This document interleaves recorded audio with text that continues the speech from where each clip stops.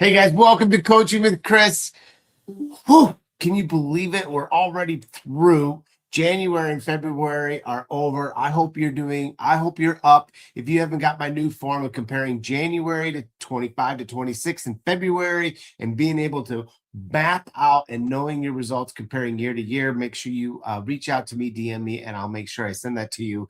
I just got done reviewing a loan officer and she's up 43% already for the year. Killing it, having a great start. I hope you're having that great start. And if you're not, I want to help you. That's what Coaching with Chris is all about. So, guys, today I have a really good friend, someone that I have grown close to, been able to walk through his journey into mortgage. He is I don't want to call it icon, but he is. He's been in the business a very long time, and this is the first ever I've ever been able to do an interview with Coaching with Chris live while he is in a plane flying currently right now. So Todd Bitter, welcome to Coaching with Chris. Hey, Chris, good to be here. And I apologize. When I scheduled this with you, I was not planning on being on a plane, but I've learned quickly at Nexa things pivot quickly and unexpectedly. So here we are. Well, I think that this is a perfect example of what a loan officer's life is about. Like we get Yes. obstacles, we get things, and then we just figure out a way to overcome it. To start this whole thing off and to get you going, we were talking about the mortgage business and pilots, and this is just so fitting for today since you're flying right now.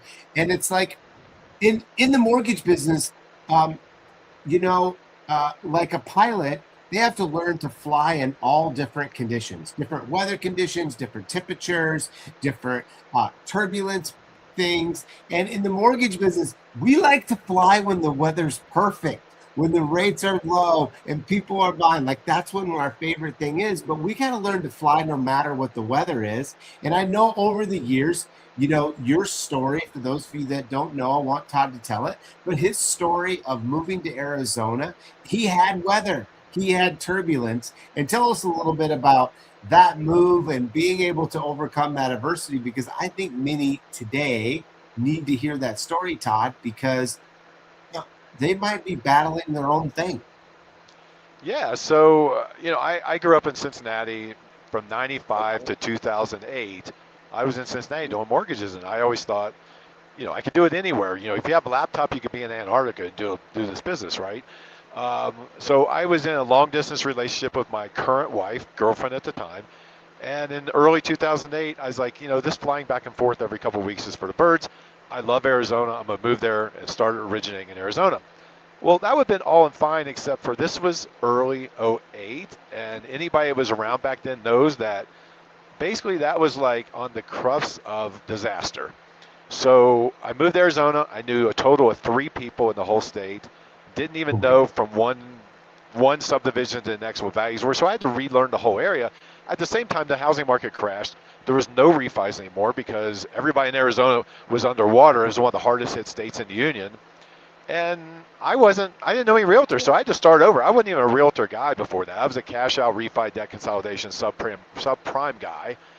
And I just had to completely change my career. So a lot of people that are religious knows that you have the BC AD Bible, the Old Testament, New Testament, whatever. And I look at my career as like before '08, after '08, because I pivoted. I had to go out and find a way to meet realtors. I had to find a way to build a purchase-driven model that I'd never had from 95 to 2008. And honestly, 2008 was a very trying year because I was basically broke. I mean, I went through a divorce in '07, came out of that with not a lot, and then moved out there with very little and no business, none whatsoever, and my W-2 for 2020 for 20 I'm sorry, my W-2 for 2008, Yeah. sadly to say, was 26 grand. And I was used to making that, easily in a month, so it was a challenge. But I just had to, you do what you do in this business. You find a way. You put your nose to the grindstone and you go out and I say, okay, I know the business. I don't have to learn that. I just got to go out and figure out how to meet realtors and how to charm them and how to make them want to work with me. And that's basically what I did. And I went, there was a story I tell on stage. It takes longer we have here, but the moment I realized it was time to pivot, and my reflection of am I staying in the mortgage business or not was, there was a Sunday where me and Evie, my now wife, literally had to go roll change out of one of them big 5-gallon water buckets that you have, Yeah. that you Oh, collect yeah. change in. We had to roll change to buy groceries that week because I had a closing, but it wasn't going to pay off until like 5 days later. And we were that broke. And I went from that in October of '08 to within a matter of a handful of years, I was closing 100 plus loans a year, and I was back. And then I came back Yeah. stronger than ever because I learned how to talk to realtors. And I realized that the first half of my career was a huge mistake of discounting realtors. Because if you got realtors and you got purchase business, the refis are there. They're just built in when rates drop. So I pivoted, and it was the best thing I ever had to my career because it made me grow up and become a better originator. Hmm. And now today, you're with Nexa. You're Yes. helping loan officers, leading up a coaching side of things. I know you got several groups going already. And Yes. tell us about, you know, I think there's a lot of originators looking for some things that they could work on right away that could get them results. What are you coaching today that probably from some of the things that you've learned over the years, but what are you working on with your students today to be able to help them get out of the funk or whatever they're in to get to the level they want to be? Yeah, so the very first classes, we took 50 people, actually 52. Um, we took 50 people for the first round, and that just started yesterday. But we had over 300 internally apply for it, so we're going to run more classes as we go. But I purposely chose this first group as a mix of newer people and veterans, people that have only closed a loan every other month to people closing 10 loans a month, because I wanted a good Yeah. mix.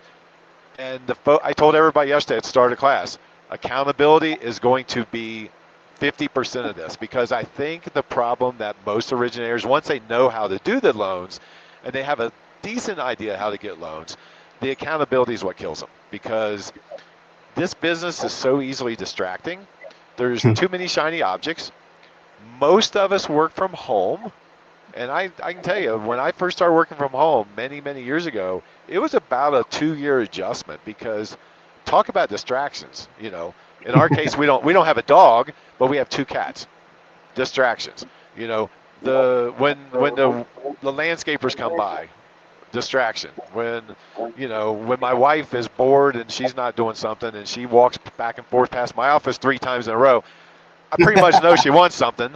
We kind of got a system now to where she knows that if I don't acknowledge her, it means I'm busy, and she doesn't take it personally. But and then luckily we don't have kids at home. Oh my God, originators with younger children that's still at home. Hats off to you guys, because talk about distractions. That's a big one.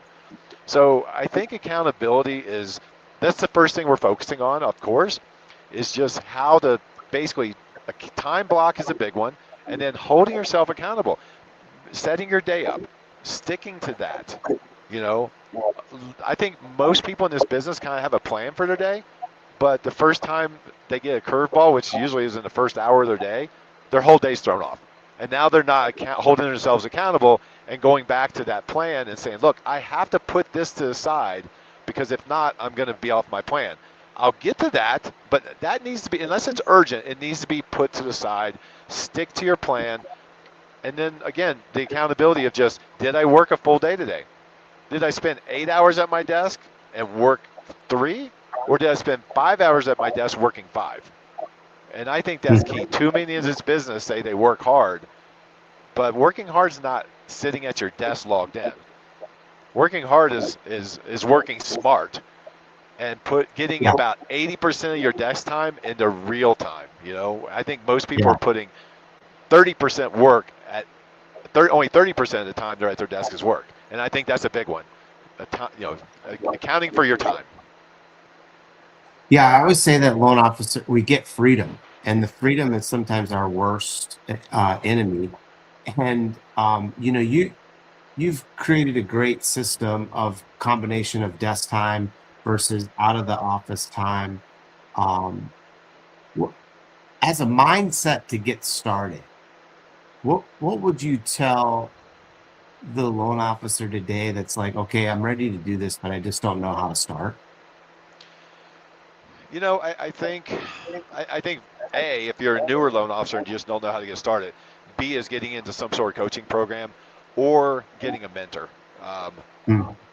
10 years ago, if people talked about mentors to me, I thought it was kind of like one of the new agey, like that's a Silicon Valley term, you Yeah. know. But I quickly changed. When I became more and more prevalent in the AIM group and the Brokers Are Better movement, and Casa was running it back then, and he started forcing people. He would just say, "Hey, call Todd. He'll help you." And he kind of forced me into being a mentor for a lot of people, which I embraced because I enjoyed it. But it also made me realize I need mentors. I need people like you, Chris. I need people like, Eddie Perez is another one that I stay in Yeah. touch with. You and Eddie are two guys I look forward to talking to all the time because I always walk away feeling like I'm a little bit smarter or a little more focused or something for my career. And Mm. I don't care how high you up are in this business, you need somebody that is that person for you. Yeah. Yeah, I mean, and even your coaching program today, it's not free, which is something that I like. I think when you pay for it, you get something out of it. When you enter into a coaching program, how should your mindset be different? Open. And that was the Mm. very first thing I put into the emails for the people I accepted. First line in there was, you have to come to this with an open mind and trust the process. Yeah, Of- In 30 days, I'm not going to change your life in 30 days. You have to commit, and I made every one of them commit to 6 months. If they drop out in 6 months, they're still paying for it yeah, because it takes. And I told them, I said, if you've never been coaching, you'll pick up some things in the first meeting, of course, but it's a marathon, not a sprint, in my opinion. And you have to be open-minded to new ideas. And I'm sure yesterday was our first meetings. I'm sure in the next couple of meetings, I'm going to get somebody that's going to send me a DM and say, I don't want to do that. Well, too bad. You agreed to be open-minded. You know, you may hate it. You may hate it. And if you give it a legitimate try, and you come back to me and say, Todd, this isn't for me. I hate it. I'll do something different. I'll accept that because not everything's for everybody. But you see, at least you have to try it. You know, it's kind of like all the dinners we've had over the years, and you and my wife are wine buddies, and I don't really drink much, but she always yeah, makes me try her wine. We were talking about this yeah, last night, and I'm open-minded to it. I doubt it's ever going to change me to where I'm suddenly a wine drinker, but I always try yeah, it because you never know. yeah. Uh, I was visiting with a loan officer and 2,000 clients. And I felt like going through that, he's having a hard time just getting back to the database because of the sheer volume of past clients and Yeah. where to start. And maybe you're listening to this and you're like, yeah, that's me. But how how do you start and how would you coach him through this little piece where I think he really feels like he's stuck. Yeah. I went through the same thing because I myself has a very large book of business from the past, right? So, um, I approach those a little differently now. But when I was originating still, um, as silly as basic as it is, I did what I call the ABC method, which is there's 26 letters in the alphabet, there's 52 weeks in the year. If you have a large database, every week you should reach out to the next letter, A, B, C. Meaning that Mr.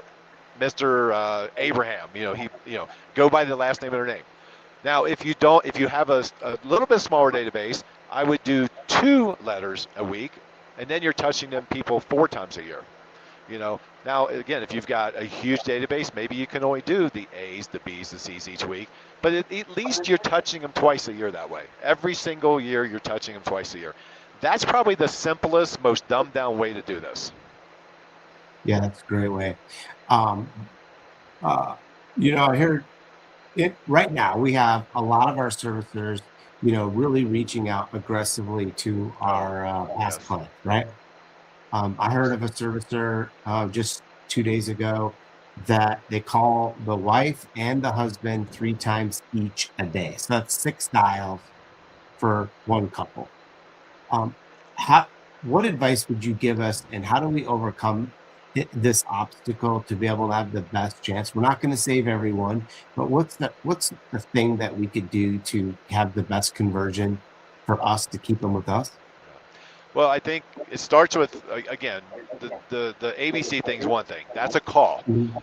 But you Mhm. have to get on a drip system into CRM to where they're getting, at least a couple updates every single month. But it has to be something of value.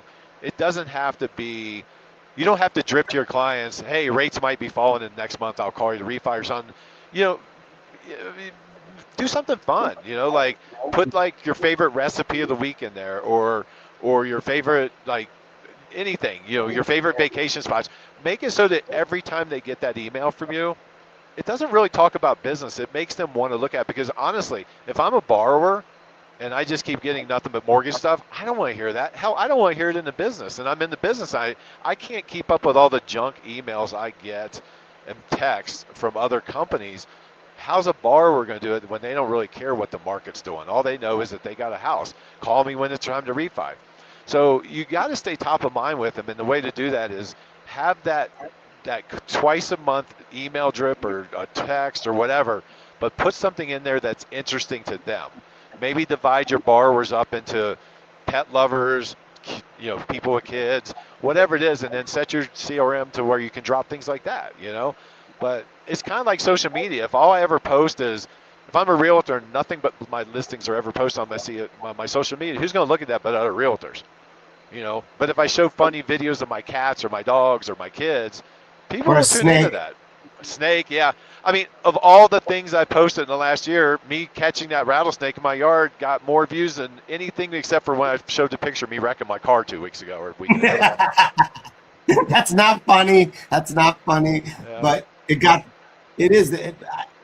Let's just switch gears for a second. I mean, social media is a big part of our business. It's the way that we can compete and advertise for free. I mean, back in the old days, we had to pay gajillions of dollars to be on the radio or yep, be on TV. We didn't have social media. We didn't have all the luxuries that we have today.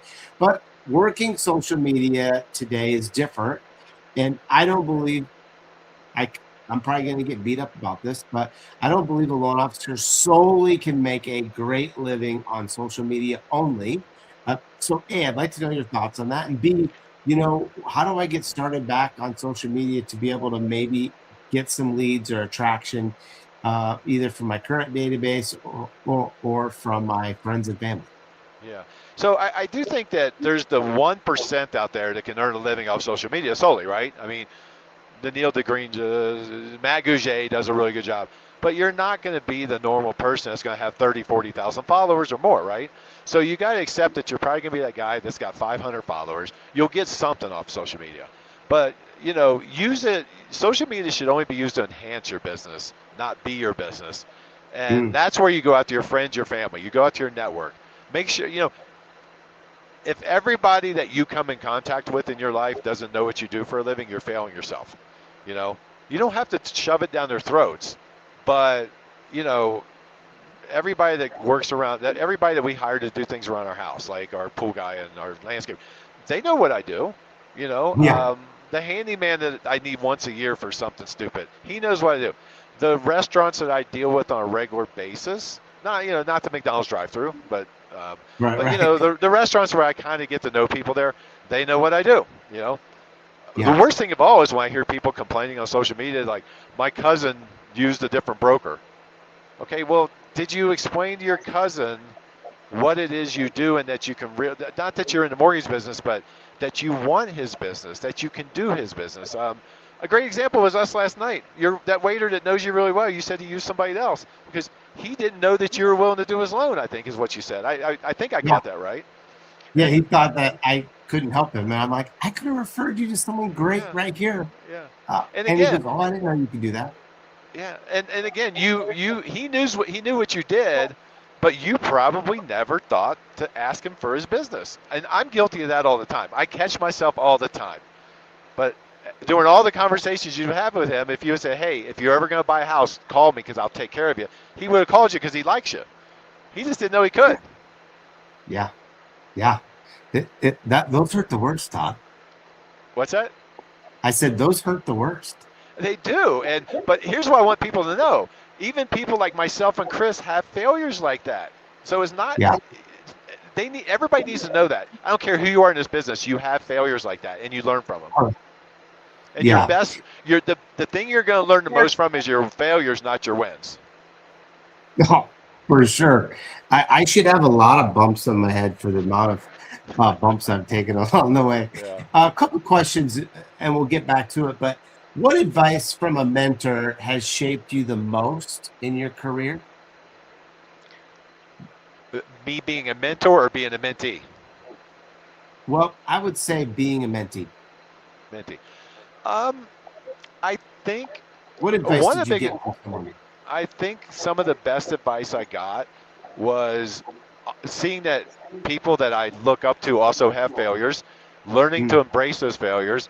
And I think more than anything, it's been just mindset stuff. I think from my mentees or mentors, I learned more mindset stuff, how to keep my head on straight. And it was one of the biggest things I was pushing yesterday in my coaching group was like, you got to take care of your head because if you don't sit down to start your day with a proper attitude, your day's going to go off the rails very, very mm. quickly. You have to if it means starting your day an hour late, start your day an hour late, but get yourself in the right headspace. And I think that's one of the things I learned more than anything from people I have had as mentors is just having a good headspace. Yeah. Next question that popped up, which was, what is your secret sauce to when you're approaching new realtors? So maybe one or two tactics of approaching new realtors uh, as you're trying to grow your list. Yeah. So I never ever approach a new realtor with the idea that I'm going to be their guy. I Mm, always tell realtors, first of all, let me back up. Most of the realtors, after I got somewhat established in Arizona, most of the realtors that I have or had were listing agents at one point. Because here's the listing agent's your greatest asset to getting a new realtor because first of all you got their attention 100% of their attention with no guardrails up or no moat around them. You've got their attention 100% for at least 20 days, maybe longer depending how difficult, how long the deal takes, how long the escrow is. um, so you've got basically, let's just say 30 days to prove yourself. If you're going out there and just hitting up realtors regularly, you've got about 30 seconds to get their attention. But a listing yeah, agent, you've got 30 days of their 100% attention. They're not going to take. They're going to take your calls. yeah, And I always tell them, I said, look, after the transaction, hey, I know it went really well. I hope I did a good job for you. If I didn't, please tell me. And most of the time I would get, because I'm all about customer service. I would get, hey, this was great. It was great working with you. Very, very rarely did they ever blow me off. And I would just drop in and say, hey, I would love to be on your team, but I don't expect to be your starter. I just want to be on your bench. If I can be number 4 or 5 on your bench, I'm happy. I'll be that guy that when you're number 1 or 2 that you've known for years isn't available or can't do something, let me know. I'll come in off the bench and take over. And I always preference with you can reach me day or night. I'm the guy that has the branding of answer your damn phone, right? And I use that. I used to tell my realtors, I tell them right up front before they ever use me, I say, what? If you call me at midnight on Christmas Eve, I'll answer. And they never did. But I have a story about this one agent that she was kind of flirting around using me a little bit, but she gave me like a bar where I couldn't do. But she was kind of sure. in the sphere. Like I could tell she wanted to use me. And she called me at like 11 o'clock on a Friday night, expecting to get voicemail, expecting me to listen to it on Saturday morning, and then she needed a prequal that morning because her regular guy was out of town. I answered the phone because, Oh of my course, God. every realtor is in my phone. I see the name pop up. It's like 11 o'clock on Friday night. I answered the phone. And the greatest thing of all was the phone call went like this. I answered the phone. Hey, Kelly, what's going on? And I hear stammering on the other end of the phone. Like she's panicking because she's like, oh crap, he answered. It's 11 o'clock on Friday night. I can think of all the things running through her head. And for about a brief second, she's stammering, and then she's like, oh, you really do answer your phone. I'm like, yes, I do. And then I said, but don't worry, I would have answered if I didn't want to. I said, I want to take your call. And then went on to a call, and it was great. And I became her number one within a month of that. And she's a Wow. 40-unit person. So Just by answering the phone. absolutely. I mean, here's what I tell everybody. Think about it this way. If I gave you a list of 3 plumbers tomorrow, and I said all 3 of these guys are the best plumbers in the world, 6 months from now, you need a plumber. If you call the first one, it goes to voicemail. Are you leaving a message and waiting for him to call back? Or are you just going to number 2? Right. And if he answers, then you'll deal with him. 90% of the people on this listening to this will go to number 2 before they leave a message for number 1. And God forbid they get voicemails on all 3, then they're going to go to Yelp or Google or something. People hate voicemail. They hate it. Stephanie asked, what do you think is the best way to hold yourself accountable? For a lot of people, it's hard to do calendars, to-do lists, better habits. Like, what's some tricks or hacks that you use to hold yourself accountable? Is it just sheer determination, or do you do a few things that kind of like keep you on track? Because I know we're all human at the end of the day. I mean, number 1, your calendar should be your lifeblood. I mean, if your calendar isn't your everything, then I don't know, that's hard to stay on track. You have to have your calendar planned out. I plan mine out week by week, and then you should review it at the end of the night. Like tonight, I'll review tomorrow's calendar, and I'll look at those, and I'll see, hey, I've got back-to-back 1-hour meetings, and the first meeting is with somebody I know that likes to talk a lot. I might go ahead and push the next meeting back a little, because you have to be aware of what your day looks like the day before and make adjustments when you need to. Like I adjusted today, I had to find a way to talk to you because we'd already advertised this was happening today. Sure. But your calendar's everything, and being good at time blocking. Time blocking is the key, because I leave a space really between every meeting, and if I can, because you never know when the meeting's going to run a little long. And then if one runs long, it domino affects your whole day, and your whole day screwed up. So that's a time accountability. The other part of accountability to me is just, knowing what's more important. You have to look again at your upcoming week or month or day, and you have to prioritize what of these activities mean more than the others. They all are important, but they're all different of important. And I rate them, from a 1 to a 5 or whatever. And then I'll, again, adjust, because it's hard to hold yourself accountable if you can't stay on your schedule and on your calendar, because I always say my calendar probably holds me more accountable than anybody, because it forces me to do the things I need to do throughout the day. Yeah. And calendars and keeping them updated and dialed in take work. Like, you got to commit to your calendar. Not by just following it, but keeping it organized and going. You can't plan. I always say you can't plan today on today. No. If you do that, you're going to have holes in your day. You're going to get off schedule, and then before you know it, the next day, that night, you're going to be like, man, I missed this and this. Now, that's not to say sometimes things go wrong, and if something didn't get done on my list for that day, it becomes my priority for the next day. And if I have to get up an extra hour early, or if I have to do something different, I make sure that becomes a priority for the next day, because now I got to get that done and caught up, and everything on that next day's calendar. So it's a challenge. I mean, my calendar is probably my greatest friend and my worst enemy all at the same time.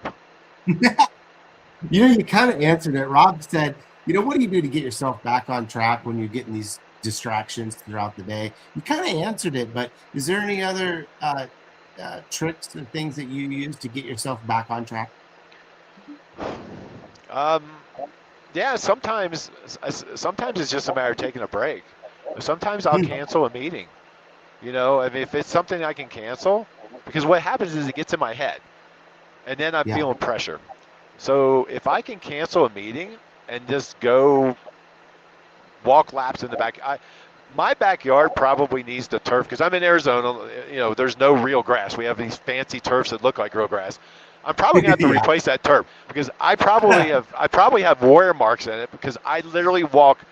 I probably walk 100 laps a day or more around my backyard. Most of my phone calls, if you're on the phone with me and it doesn't have to be in front of a computer, I'm walking laps in my backyard because it Oh keeps my my head gosh. straight. It keeps my head straight and it gets my steps in to keep me healthier. Yeah. Uh, we're approaching that 30-minute mark here, Todd. And I really want to finish up. By the way, thank you for doing this. This is so cool to do it from a plane. But Yeah. um, uh, what are you most excited for in 2026 as we're approaching a good year? I think 2026 for the industry is going to be great. I think we're seeing rates come down a little bit. I think we're past the shock. We've been past the shock, but even further past the shock of higher rates. I think the consumer knows that 2 and 3% rates are not ever coming back. If they do, something terrible's happened in the world. Personally, Yeah. though, for me, I'm excited for growth. I mean, I'm with a company now. Nothing wrong with anybody. My last company, love those guys. Are doing fantastic things. They're some of my best friends in the world.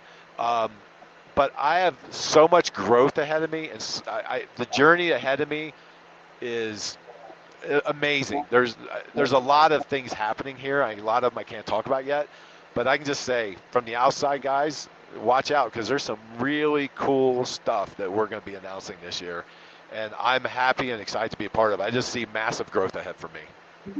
That's pretty cool. Todd, thank you for being on Coaching with Chris. I appreciate you. Fly safe, and I'll see you when you get back to AZ. Absolutely. Thank you.